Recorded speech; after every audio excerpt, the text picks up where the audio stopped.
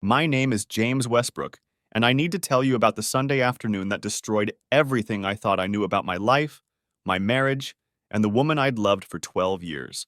It was April 2nd, 2023, and I was sitting in my home office in Pasadena, California, doing what I did every year around this time, preparing our tax returns.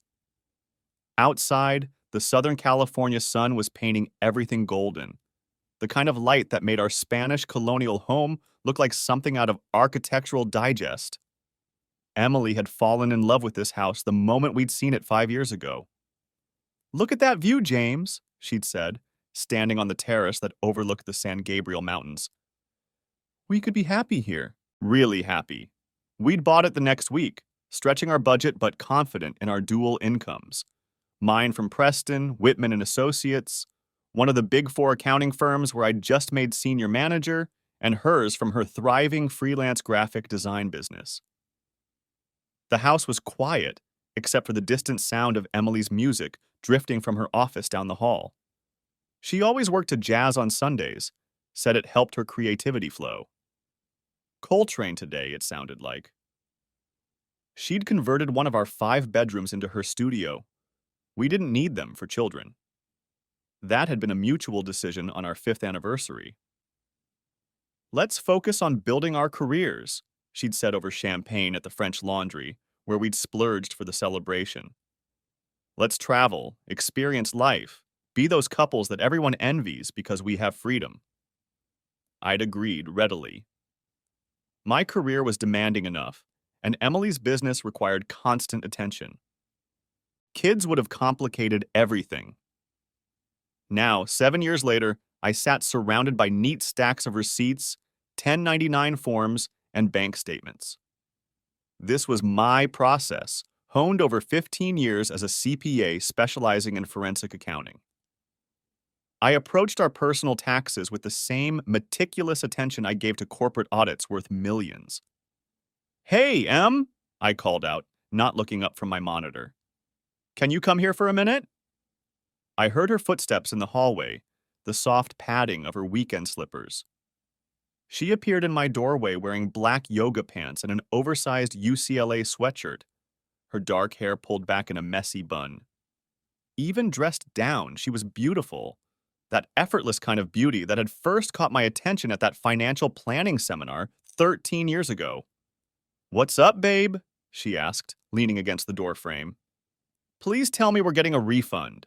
I've been eyeing this new design software that would really upgrade my capabilities." "We should be fine on the refund," I said, turning my monitor toward her. "But I'm trying to reconcile something. Last year, you had 5 clients who issued 1099S, Brennan Design, TechFlow, Martinez Architecture, Cloud9 Marketing, and Biogen Solutions. This year, I'm only seeing 3. What happened to Brennan and TechFlow?" She shifted her weight slightly, a movement so subtle I almost missed it. "Oh, Brennan went under, actually. Remember I mentioned that? The owner, David Brennan, went through this horrible divorce. His wife got half the business in the settlement, and they couldn't agree on anything, so they just dissolved it. Really sad, actually. He was a good client. And TechFlow? They got their Series B funding in January and decided to bring everything in-house. Hired a whole design team, basically built their own internal agency. It happens." She shrugged. "The startup world is brutal that way. They use you when they're small, then forget you when they hit it big." It all sounded perfectly reasonable. The gig economy was volatile. Clients came and went. I made notes in my spreadsheet and moved on. "Your income is actually up, though," I observed, scrolling through our bank statements. "That's impressive, considering you lost 2 major clients." "I picked up a bunch of smaller projects," she said, already moving away from the door. "Lots of startups needing quick turnarounds. Logos, business cards, basic brand packages. Most of them pay in cash or Venmo. You know how these young entrepreneurs are. They barely have formal business structures. I've been meaning to organize those records better." That should have been my first real warning. Emily was obsessively organized. She had filing systems for everything, color-coded folders for receipts from 3 years ago, spreadsheets tracking every business expense down to the penny. The idea that she'd been casually accepting cash payments without documentation was completely out of character. But this was Emily. My Emily. The woman who'd stood by me through the grueling years of my CPA certification, who'd celebrated with champagne when I'd passed all 4 parts on the first try, who'd moved her entire business without complaint when my promotion required relocating from San Diego to Pasadena. March Madness starts in an hour, she said from the hallway. UCLA's playing. Your boys need your support. I'll be there, I promised, already turning back to my screen. The next 45 minutes changed everything. I was reviewing our software subscriptions, categorizing them for potential business deductions, when I noticed something odd. Emily's Adobe Creative Suite subscription showed 2 separate charges. The first was her standard $49.99 monthly fee, charged to her business credit card like always. But there was a second charge, $2,500 monthly, being paid by something called Morrison Creative LLC. I stared at the screen, trying to make sense of it. Why would another company be paying for Emily's software? And why at such an inflated rate? Adobe Creative Suite cost $600 annually. This company was paying $30,000 a year for a $600 subscription. My forensic accounting instincts kicked in immediately. This wasn't right. This was the kind of transaction I'd flag in a corporate audit. Payment significantly exceeding fair market value, suggesting either money laundering, kickbacks, or hidden compensation. I pulled up the California Secretary of State website and searched for Morrison Creative LLC. The results loaded quickly. Registered January 2023. Principal address, 1247 South Spring Street, Suite 450, Los Angeles. Managing member, Bradley Morrison, Bradley Morrison. The name was vaguely familiar, tugging at some distant memory. I opened Emily's LinkedIn profile, something I rarely did. She was always networking, always adding connections, building her freelance base. I searched her connections for Bradley Morrison. There he was. UCLA, class of 2001, same as Emily. His profile photo showed a man in his early 40s, professionally shot, wearing a casual blazer and designer glasses. Salt and pepper beard, confident smile. Creative director and founder, Morrison Creative LLC. His recent activity made my stomach tighten. Comments on virtually every post Emily had made in the past year. Exceptional work as always. Your talent continues to inspire. Looking forward to our next collaboration. Brilliant as usual. Every comment accompanied by multiple emojis, hearts, fire, clapping hands. I clicked on his full profile. Divorced, 2 kids. His company website was sophisticated, the kind of design that whispered money and success. Client list included several Fortune 500 companies, major nonprofits, political campaigns. This wasn't some struggling entrepreneur. This was a very successful businessman. So why was he paying $2,500 a month for Emily's Adobe subscription? And why hadn't Emily mentioned this significant client relationship? I went back to our bank statements with fresh eyes, looking for patterns. January 15th, 2023. Deposit of $2,500 to Emily's business account. Description: design services. February 15th, another $2,500. March 15th, same thing. Every month like clockwork for 14 months. $35,000 total. But here's what made my chest tighten. I had full access to Emily's QuickBooks account. She'd given me the credentials years ago so I could help with quarterly tax estimates and business planning. I logged in and searched for Morrison Creative LLC. Nothing. I searched for Bradley Morrison. Nothing. I searched for any invoices totaling $2,500. Nothing for the past 14 months. $35,000 of income with absolutely no documentation. No invoices, no contracts, no project descriptions, no deliverables outlined. In 12 years of helping Emily with her business, I'd never seen her accept a payment without proper documentation. She was meticulous about it, often spending hours on paperwork to ensure everything was properly recorded. I stood up, walked to the window, tried to steady my breathing. There had to be an explanation. Maybe she'd forgotten to enter the invoices. Maybe she was using a different accounting system for this client. Maybe... James! Game's starting! Your beer's getting warm! Emily's voice carried from the living room, cheerful and normal. Coming! I called back, but I didn't move. Instead, I pulled up our shared Google Calendar. Emily was religious about scheduling, blocking out time for client work, marking deadlines, noting meetings. I scrolled back to January 2023. January 19th. Networking event, downtown, might be late. February 16th. Client dinner, big opportunity. Don't wait up. March 23rd. Industry mixer, amazing connections tonight. Always on Thursdays, always downtown. Always resulting in her coming home after 11 p.m., slightly flushed, talking animatedly about incredible opportunities and game-changing connections. I cross-referenced the dates with the deposits. Every single payment was followed within days by one of these Thursday evening events. My phone buzzed with a text from Emily. "Where are you? UCLA just scored." Your beer is now officially lonely?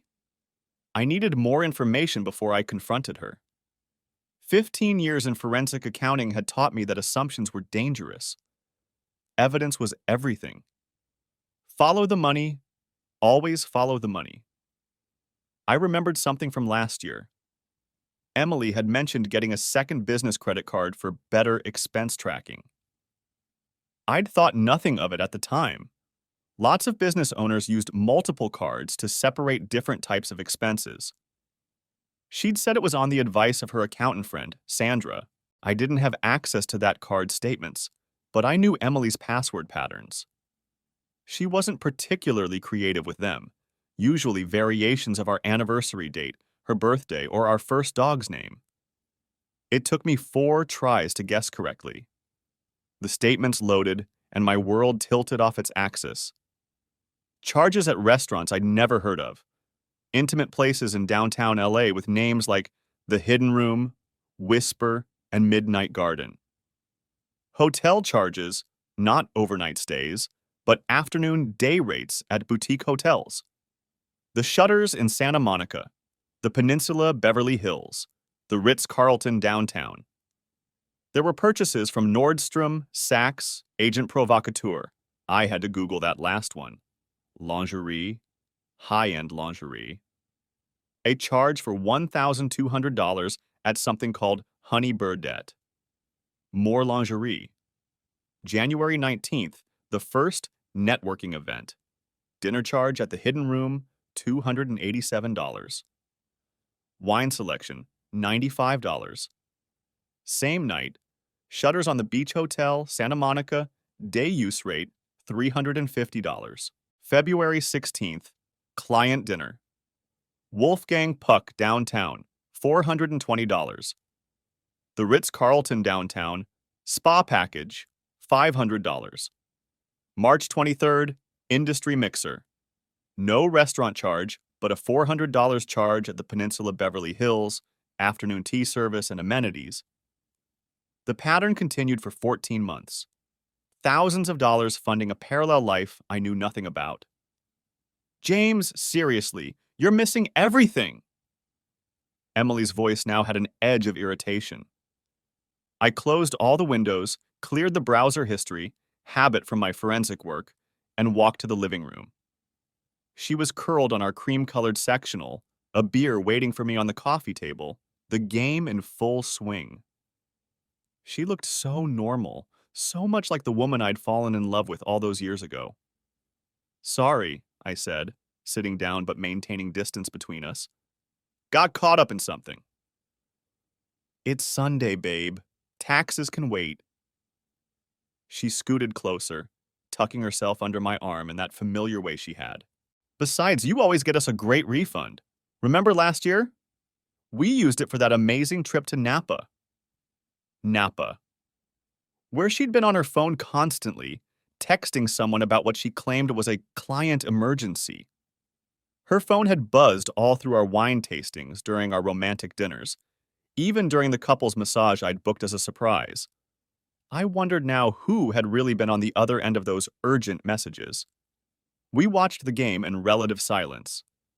Emily cheered at appropriate moments, groaned at bad calls, seemed entirely present and engaged. She kept her hand on my thigh, occasionally squeezing during exciting plays, completely comfortable and affectionate. Meanwhile, my mind was racing through implications, consequences, next steps. During a commercial break, she turned to me, studying my face.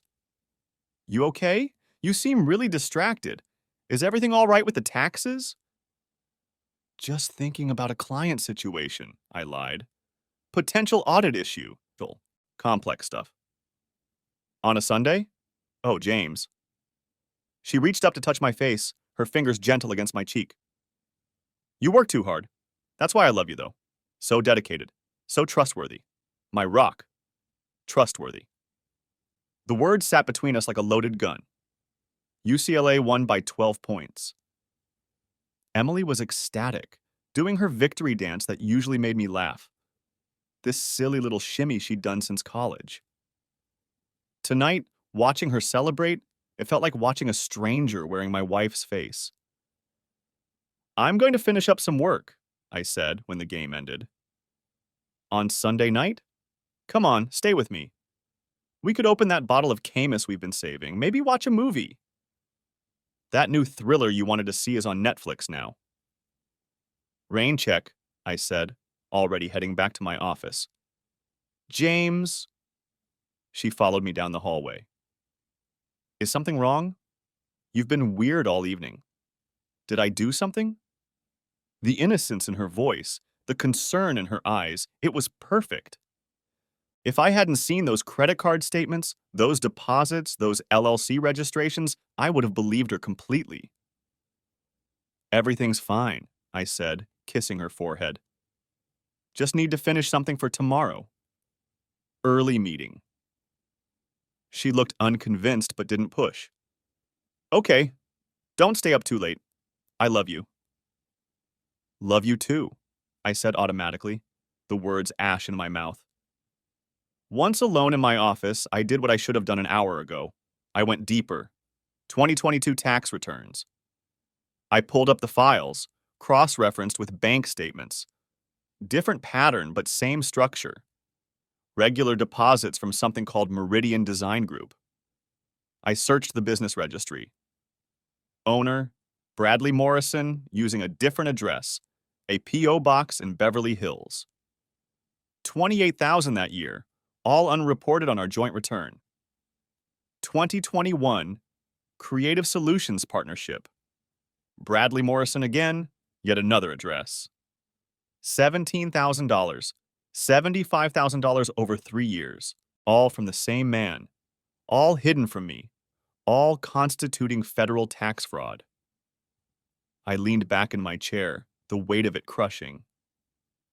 This wasn't just an affair, though that was becoming crystal clear. This was systematic deception involving multiple legal entities, unreported income, tax evasion. The kind of crimes that destroyed lives, ended careers, resulted in federal prosecution. The irony was breathtaking. I'd spent my entire career helping corporations stay on the right side of tax law. I'd sat in countless meetings explaining why proper documentation was essential, why every transaction needed a paper trail, why the IRS was not an entity you wanted to cross. And all the while, My own wife had been committing the very crimes I helped others avoid. I picked up my phone and scrolled to Marcus Williams, a tax attorney I'd worked with on several corporate cases. Marcus was brilliant, discreet, and owed me several favors from when I'd helped him navigate complex audits for mutual clients. Marcus, it's James Westbrook. I know it's Sunday night, but I need a consultation. First thing tomorrow morning, and Marcus, it's personal. There was a pause. Personal how? I may need to file for innocent spouse relief. The silence stretched longer this time. Marcus knew exactly what that meant. That my spouse had committed tax fraud, that our marriage was effectively over, that I was trying to protect myself from the fallout. My office, 7 a.m., he said. James, I'm sorry. Yeah, I said, staring at the evidence spread across my desk. Me too. I slept in the guest room that night, claiming I was coming down with something and didn't want Emily to catch it. She brought me tea and cold medicine, fussed over me with what seemed like genuine concern. You work too hard, she said, sitting on the edge of the bed, her hand cool against my forehead. Maybe you should take tomorrow off. I can cancel my morning meetings, make you soup. I have an early meeting, I said. Important client. Can't reschedule. More important than your health? She gave me that look, the one that used to melt my resolve. I worry about you, James. You're so focused on taking care of everyone else, your clients, me, you forget to take care of yourself. The irony of her concern, her performance of the devoted wife while hiding a 3-year affair and massive tax fraud, made me feel physically ill. I'll be fine, I said. Get some sleep. She leaned down to kiss me goodnight, and I turned my head so her lips found my cheek instead of my mouth. If she noticed, she didn't comment, but I saw something flicker in her eyes. Confusion, maybe, or the first hint of suspicion. Monday morning came gray and overcast, unusual for Southern California in April. I was out of the house by 6:30, leaving a note that I had an early meeting. Emily was still asleep, or pretending to be. I'd heard her moving around in our bedroom during the night, probably wondering why I'd chosen the guest room. Marcus's office was in a glass tower in Century City, all clean lines and modern art. His assistant wasn't in yet, so he made the coffee himself, strong and black, the way we both liked it. Show me what you've got, he said, and I laid out everything. Bank statements, deposit records, the LLC registrations, the credit card statements, the calendar patterns. Marcus reviewed each document methodically, his expression growing more serious with each page. James, this is textbook tax evasion, he said finally. The pattern of concealment, the multiple entities, the substantial amounts, this shows willfulness. This isn't an oversight or aggressive interpretation. This is criminal conduct. What's my exposure? He leaned back in his leather chair, fingers steepled. If you file jointly for 2023, you're potentially liable for all taxes, penalties, and interest on the unreported income. We're talking, let me calculate, roughly $35,000 in taxes, another $15,000 in penalties, plus interest. The IRS could come after your assets, your wages, everything.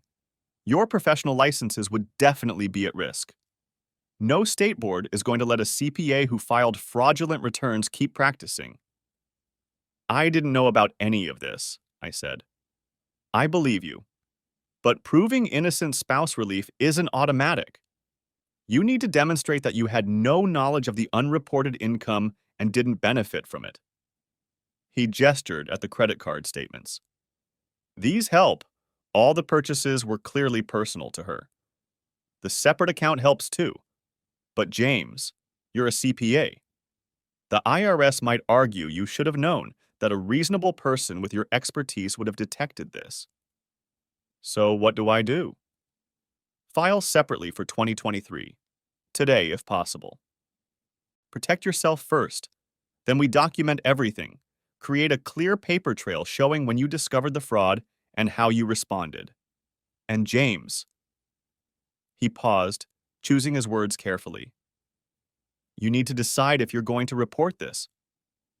Report my own wife to the IRS? Your soon-to-be ex-wife, he corrected. Who committed federal crimes that could destroy your career? Form 3949A Information Referral. You can file it anonymously, though in your case, it might be better to be upfront about being the reporting party. Shows good faith, cooperation. What about the marriage? Marcus gave me a look that said everything. What marriage? She's been lying to you for 3 years minimum. The tax fraud is just the financial component. The Thursday nights, the hotel charges, the lingerie. James, you know what this is? I did know. But knowing and accepting are different things. Give me a few days to think about it, I said. Don't take too long, Marcus warned. Every day you wait after discovering this is a day the IRS could interpret as complicity. File separately today. Protect yourself, then we figure out next steps. I drove to my office on autopilot. My assistant, Janet, took one look at me and held all my calls. You look terrible, she said. Are you sick? Something like that, I said. I closed my office door and spent the morning preparing my separate tax return. It was straightforward. My W-2 income, standard deductions, nothing complicated. Nothing fraudulent. I e-filed it by noon, officially disconnecting myself from Emily's crimes, at least for the current tax year. The amended returns for previous years would be more complicated. Marcus had given me the name of another attorney, Catherine Park, who specialized in innocent spouse relief cases. She's the best, he'd said. If anyone can protect you from this, it's Catherine. I called her that afternoon.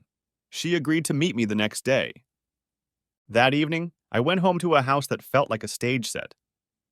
Emily had made dinner, salmon with that mango salsa I loved, asparagus, wild rice. She'd set the table in the dining room instead of our usual casual kitchen counter meal. Candles were lit. Music was playing softly. What's the occasion? I asked, suspicious of the timing. No occasion. I just felt like we needed a nice dinner. You seemed stressed yesterday, and I wanted to do something special. She changed into a dress, the blue one I'd bought her for her birthday last year. Plus, I landed a huge new client today, worth celebrating. Oh? Who's the client? A tech startup in Santa Monica. They need a complete rebrand. It's a 6-month project. Really good money. She poured wine, the good Cabernet we usually saved for special occasions. They're paying a monthly retainer of $3,500. I wondered if this was another Bradley Morrison entity, another layer of deception. That's great. Did they sign a contract? Working on it. You know how these startups are, they move fast and handle paperwork later. She raised her glass. To new opportunities. I clinked my glass against hers, the sound sharp in the quiet room. To the truth, I said. She tilted her head, confused. The truth? Just something we say at work. To the truth in numbers. We ate in relative silence. Emily tried to maintain conversation, talking about her day, asking about mine, but there was a tension in the air, like the electricity before a storm. She kept refilling my wine glass, watching me with eyes that seemed to be searching for something. James, she said finally, what's going on? You're scaring me. You slept in the guest room. You've barely touched your dinner. You won't look at me. Did I do something wrong? The question hung there. Did I do something wrong? Such a simple question with such a complicated answer. I filed our taxes today, I said. Oh, good. What's our refund look like? I filed separately. Her fork stopped halfway to her mouth. Separately? Why would you do that? Morrison Creative LLC, I said simply. The color drained from her face so quickly I thought she might faint. Her fork clattered to her plate. James, Meridian Design Group, Creative Solutions Partnership, $75,000 over 3 years, Emily. All unreported, all from Bradley Morrison. She was shaking now, tears starting to flow. You don't understand? Then explain it to me. Explain why Bradley Morrison has been paying you $2,500 a month for services you can't document. Explain the Thursday nights. Explain the hotel charges, the lingerie purchases, the dinners at restaurants I've never heard of. It's not what you think. No? Then what is it? Consulting work that requires afternoon rates at the peninsula? Design services that necessitate $1,200 in lingerie? Networking events that happen to coincide with every payment from his LLCs? She was sobbing now, ugly, chest-heaving sobs. It started as real work. I swear to God, James, it started as a legitimate project. He hired me to rebrand his company. But then, things developed. We had history. We knew each other in college. He was going through his divorce. I was feeling neglected because you were always working. So you committed tax fraud? You jeopardized my career, our future, everything we built together because I worked too much? I didn't think of it as tax fraud. He said it was easier to pay me through his company, that it was all legal, that you're a business owner, Emily. You know income has to be reported. You know payments need documentation. You've been filing taxes for over a decade. Don't insult my intelligence by pretending you didn't know this was wrong. She stood up, mascara running down her cheeks. Fine, you want the truth? I had an affair. I fell in love with someone who actually paid attention to me, who didn't treat me like a line item in a spreadsheet. Bradley made me feel desired, special, alive. When's the last time you looked at me the way you look at your spreadsheets, James? So you risked federal prison for feeling special? I didn't think about the taxes. The money just happened. He wanted to help me, support me. He said it was an investment in my business. An investment that required hotel rooms and lingerie? She collapsed back into her chair. What are you going to do? I pulled out the papers I'd prepared that afternoon. You're going to file amended returns for all 3 years. You're going to report every penny of income from Bradley Morrison's various LLCs. You're going to pay the taxes, penalties, and interest, all of it. By my calculation, that's approximately $60,000. $60,000? James, I don't have that kind of money. Then you'll figure it out. Borrow it from Bradley, sell your car, liquidate your retirement accounts. I don't care how you get it. Because if you don't file these amendments within 48 hours, I'm submitting this. I placed Form 3949A on the table. Information referral to the IRS. I report the tax evasion. They investigate, and you face criminal prosecution. You wouldn't. You loved me. Loved. Past tense. You killed that love with every lie, every Thursday night, every deposit you didn't report. I stood up. 48 hours, Emily. File the amendments or face the consequences. Where are you going? Hotel. I'll be back for my things later this week. James, please. We can work through this. Couples therapy, anything. There's no we anymore, Emily. You made sure of that when you chose him and chose to hide it through tax fraud. I packed a bag while she sat at the dining room table, crying. As I was leaving, she called out, I did love you, you know. Despite everything, I did love you. Maybe you did, I said. But you loved yourself more. The hotel room was sterile, impersonal, perfect for my needs. I sat on the bed with my laptop, preparing my innocent spouse relief documentation. Marcus had been right. This would end my marriage. But Emily had ended it first. She just hadn't filed the paperwork. Tuesday morning, I met with Catherine Park. She was everything Marcus had promised: sharp, experienced, and unsympathetic to tax evaders. Your wife put you in an impossible position, she said, reviewing my documents. The good news is you have strong grounds for innocent spouse relief. The separate accounts, the documentation showing when you discovered the fraud, your immediate action to file separately. It all works in your favor. What about my professional licenses? As long as you can demonstrate you had no knowledge of the unreported income and took immediate action upon discovery, you should be fine. The board understands that even CPAs can be deceived by their spouses.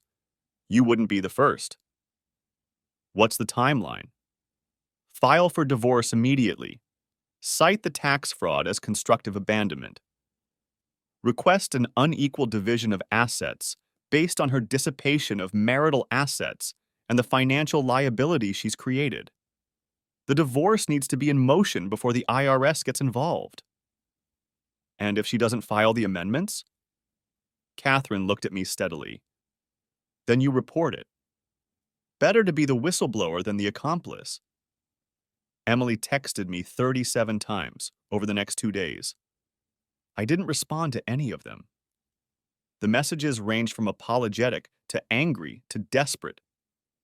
Please come home so we can talk. I'm filing the amendments today. I can't believe you're throwing away 12 years. Bradley means nothing to me. You're heartless. I'm sorry. I'm so sorry. The accountant says I'll owe $62,000. How could you do this to me? I filed them. It's done. Please call me. That last text came at 11:47 p.m. on Wednesday night, just under the 48-hour deadline. I forwarded it to Catherine as evidence. Thursday morning, I filed for divorce. My attorney, recommended by Catherine, was aggressive in his approach. Tax fraud is economic misconduct, he explained. In California, that can override the community property presumption. We're going to argue that her deliberate concealment of assets and income, combined with the tax liability she created, constitutes breach of fiduciary duty. We'll seek an unequal division in your favor. What about the house? You're keeping it. She can't afford it anyway, not with the IRS debt she's about to carry. We're also going to freeze the joint accounts immediately, prevent her from dissipating any more marital assets. The divorce papers were served to Emily at her office on Friday afternoon. The process server said she signed for them without a word, tears streaming down her face. She called me immediately. Was the process server necessary? You could have just told me. My attorney advised no direct contact. Your attorney? God, James, what have we become? You became a tax evader and an adulteress. I became your victim. Now I'm becoming your ex-husband. I ended it with Bradley. I don't care. He won't return my calls. Says his lawyer told him not to have any contact with me. Smart lawyer. James, please. I made mistakes, terrible mistakes, but 12 years has to count for something. It counted for everything. That's why this betrayal is so complete. I hung up. 6 weeks later, the IRS audit notice arrived at what had been our home. Emily forwarded it to me with a note. They're investigating everything. Criminal division. You did this. No, I thought. You did this. I just refused to be collateral damage. The audit was comprehensive. 3 years of returns under microscope examination. Emily hired Gerald Fitzgerald, one of the best criminal tax attorneys in Los Angeles. His retainer alone was $50,000. I knew because she'd tried to pay it from our joint account before I'd frozen my participation. Gerald called me once, trying to feel out whether I'd cooperate in minimizing Emily's exposure. Your wife made mistakes, Mr. Westbrook, but destroying her life won't undo them. She destroyed her own life, I replied. I'm just protecting mine. The IRS might be lenient if you presented a united front. We're divorcing. There is no united front. I see. His tone turned cold. You know, a vindictive spouse can make these situations much worse. And a criminal spouse can destroy an innocent person's career. I'll take my chances. The investigation expanded, as IRS investigations do. Once they smell blood in the water, they circle. Emily's business deductions came under scrutiny. Was that home office really used exclusively for work? Were those client dinners legitimate? Once you've proven yourself willing to lie about income, every line item becomes suspect. Bradley Morrison got pulled in too. His LLC's expenses were audited, the payments to Emily reclassified as personal gifts rather than business expenses. Without documentation of actual work performed, those deductions were disallowed. He faced his own penalties, his own amendments, his own spiral of consequences. I learned about their relationship in detail through the divorce discovery process. Emily's attorney was required to produce all communications relevant to the hidden assets. The emails between Emily and Bradley painted a picture of a relationship that was transactional from the start. From Bradley, February 2021. The arrangement works perfectly. You get financial support for your business. I get you. Everyone wins. From Emily, March 2021. The money is helpful, but that's not why I'm doing this. You know that, right? From Bradley, March 2021. Of course, but let's not pretend the money doesn't make it easier. It always does. There were hundreds of emails, texts, WhatsApp messages, pictures from their Thursday nights, Emily in dresses I'd never seen, at restaurants I'd never heard of, smiling in ways I hadn't seen in years. In one, Bradley's hand rested possessively on her lower back as they stood on a terrace overlooking the Los Angeles skyline. The most painful discovery was an email chain from 6 months before I discovered the fraud. Emily. James is getting suspicious about Thursday nights. Maybe we should cool it for a while. Bradley. Tell him you're networking, building your business. He's always supported your career, right? Emily. I hate lying to him. Bradley. Then don't think of it as lying. Think of it as protecting him from information that would only hurt him. Emily. The payments are getting harder to explain. He does our taxes. Bradley. Make something up if you have to. Create some invoices. He trusts you completely. He trusts you completely. Those words haunted me. The absolute confidence with which Bradley had weaponized my trust. The casual way he'd advised my wife to defraud both me and the federal government. The divorce proceedings were brutal but swift. California is a community property state, but tax fraud changes the calculus. My attorney was surgical in his approach, documenting every hidden payment, every secret purchase, every Thursday night networking event. During Emily's deposition, the truth came out in excruciating detail. The affair had started at a UCLA alumni event in December 2020. Bradley was newly divorced, wealthy, looking for excitement. Emily was feeling neglected. I'd been working 80-hour weeks on a major corporate fraud case, ironically enough. He paid attention to me, she said in the deposition, her voice flat and defeated. He made me feel like I mattered, like I was more than just the wife who waited at home while James saved corporations from their financial crimes. And the payments, my attorney asked. Started small. He'd pay for things, dinners, gifts. Then he offered to help with my business, said he could send clients my way. The first project was real, a legitimate rebrand for his company. But after that, she paused. After that, the payments just continued. He said it was easier than creating fake projects, said it was all legal because it was coming from his business. Did you believe that? I wanted to believe it. I needed to believe it. Because otherwise I was just... She stopped, unable to finish. Just what, Mrs. Westbrook? Just a kept woman. Just another cliche? The trophy mistress of a rich divorce? The judge in our divorce case was named Harriet Chen, and despite sharing Emily's maiden name, she showed no sympathy for my soon-to-be ex-wife's position. Mrs. Westbrook, the judge said during the final hearing, you've not only violated federal tax law, but also the fundamental trust of marriage. Your actions exposed Mr. Westbrook to significant financial and professional liability. The court finds this conduct unconscionable. The division was devastating for Emily. I kept the house, the retirement accounts, the investments. She got her business assets, what was left of them under IRS lien, and her personal belongings.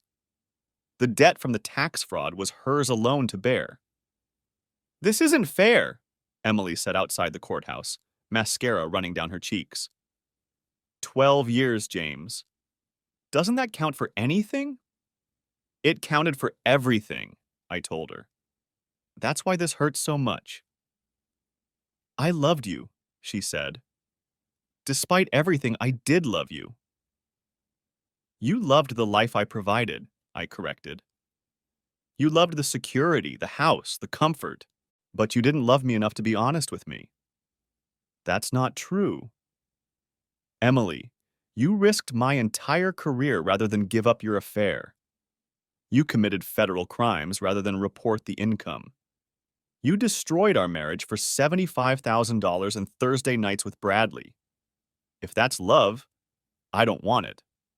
Bradley Morrison fled to Arizona when his own tax situation imploded. The IRS doesn't take kindly to people who falsely claim personal expenses as business deductions, especially when those expenses are payments to a mistress. His business couldn't survive the scrutiny, the penalties, the reputation damage once word spread through LA's incestuous creative community. The last I heard, he was working as a freelance designer in Phoenix, living in a one-bedroom apartment, his ex-wife having successfully sued to increase child support based on the unreported income the IRS discovered. He'd tried to hide assets during his divorce, claiming poverty while maintaining Emily as a mistress. The IRS audit revealed everything.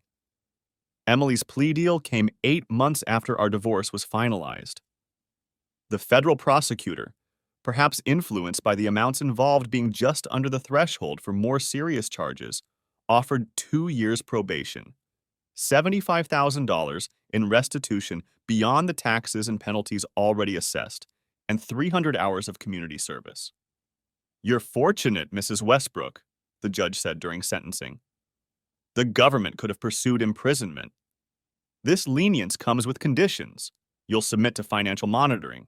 You're prohibited from self-employment during probation, and any future tax violations will result in immediate incarceration.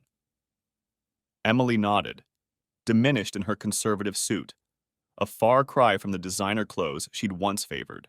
The IRS had placed liens on her accounts, garnished her wages from the bookkeeping job she'd managed to find.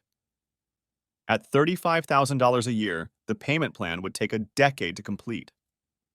I attended the sentencing, sitting in the back of the courtroom. She saw me as she was led out, our eyes meeting across the room. She looked older, exhausted, defeated. For a moment, I saw the woman I'd married 13 years ago, young and ambitious and full of dreams. Then the moment passed, and she was just another tax evader facing the consequences of her choices. A year later, I was having lunch with Rebecca, an IRS attorney I'd met during my innocent spouse relief proceedings. We'd started dating 6 months after my divorce was final. She found my story fascinating from a tax law perspective, which had somehow led to dinner, then more dinners, then a relationship built on radical honesty and shared professional interests. I can't believe she thought she'd get away with it, Rebecca said, reviewing the case details I'd shared. $75,000 in unreported income with a CPA husband? That's either incredibly stupid or incredibly arrogant. Both, I said. She convinced herself it wasn't really income because it was from her lover. Like the personal nature of the relationship somehow exempted it from tax law. The IRS doesn't care if it's from your lover, your mother, or the Pope, Rebecca said. Income is income. We were at a restaurant in Pasadena when I saw Emily again. She was sitting alone at a corner table, picking at a salad, wearing clothes I recognized from years ago. She looked up, our eyes met, and for a moment I thought she might approach. Instead, she simply nodded, a small, defeated gesture, and returned to her meal. Someone you know? Rebecca asked. Someone I used to know, I corrected. That night, Rebecca and I attended a continuing education seminar on tax fraud detection. I was presenting, actually.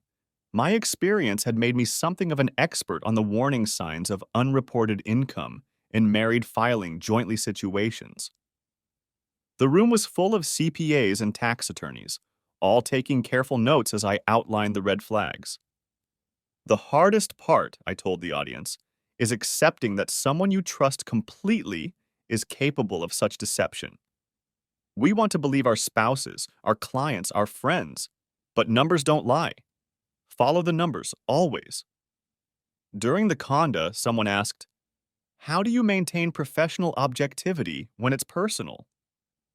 I thought about Emily, about 12 years of marriage reduced to spreadsheets of fraud, about Thursday nights when I'd believed she was building her business while she was destroying our future, about the $75,000 that had cost her everything: career, marriage, reputation, freedom. You remember that protecting yourself isn't vindictive, I answered. It's necessary. The person who put you in that position made their choice. You're just choosing not to be their victim. But what about forgiveness? Another attendee asked. What about second chances? Forgiveness is a personal choice, I said. But when someone commits tax fraud and exposes you to criminal liability, forgiveness doesn't mean accepting that risk. You can forgive someone and still protect yourself.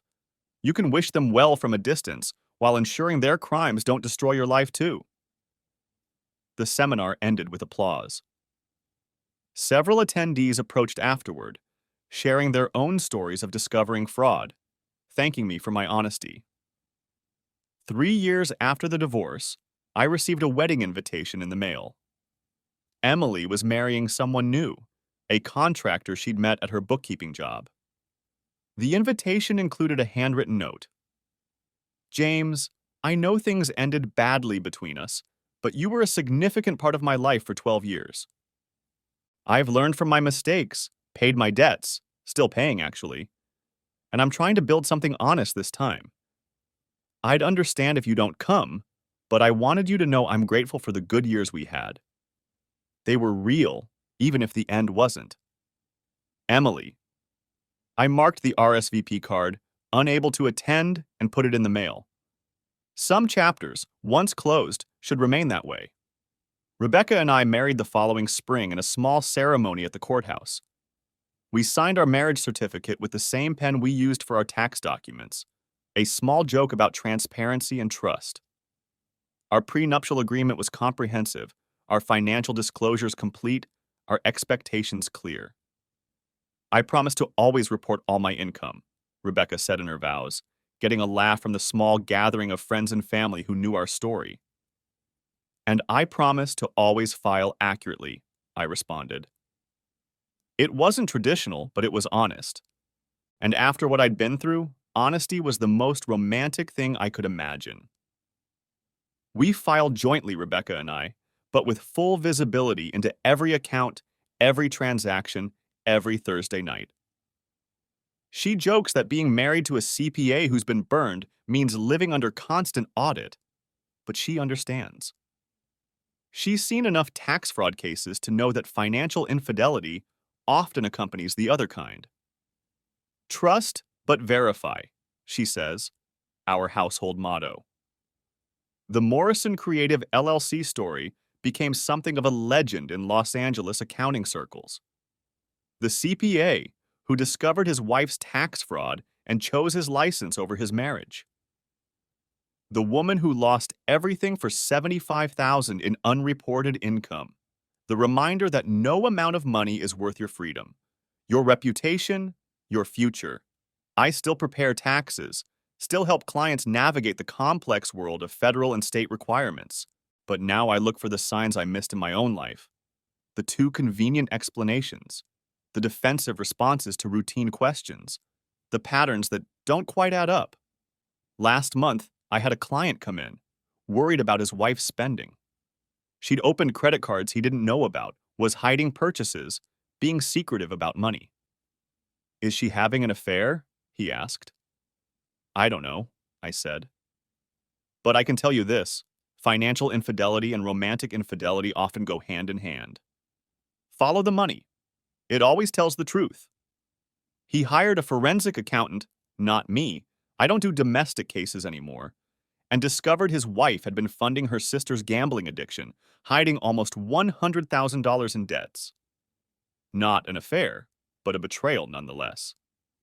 He filed for divorce, protected his assets, saved his credit and his future. Thank you, he said later. You saved my life. No, I corrected. You saved your own life by facing the truth. That's the lesson Emily taught me, though not the one she intended.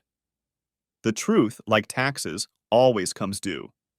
You can defer it, hide it, try to evade it, but eventually the audit comes.